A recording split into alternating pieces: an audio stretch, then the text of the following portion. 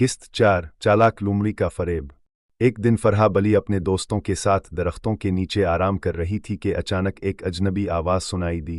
अरे प्यारी बली, मैं शहर से आई हूँ और मेरे पास एक ऐसा खजाना है जो तुम सबको खुशहाल कर सकता है। खजाना? कैसा खजाना? बस जंगल के अंदर गहराई में एक जगह है, मगर मुझे तुम जैसे बहादुर दोस्तों की ज़रूरत है। फरहा उलझन में थी। बात कुछ अजीब लग रही थी, लेकिन समी गुलहरी ने फौरन कहा, फरहा, ये खतरनाक लग रही है। हमें नानी अलिफालू से मशवरा लेना चाहिए। ये लोमड़ी पहले भी कई जंगलों में जानवरों को धोखा दे चुकी है। ये तुम्हें किसी जाल में फंसा सकती है।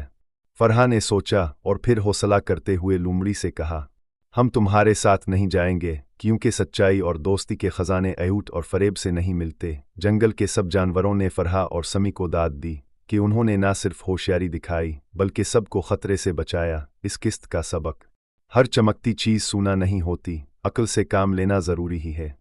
अगली किस्त में फरहा के सामने आता है एक नया सवाल। किया वो शहर जाकर तालीम हासिल करे, आ जंगल में ही सबकी रहनुमाई करे? एक बड़ा फैसला इसके इंतज़ार में है। आपकी दुआओं और प्यार ने मुझे इस मकाम तक पहुंचाया। अगर आप भी हर नई किस्त देखना चाहते हैं तो हमारे चैनल को ज़रूर सब्सक्राइब करें।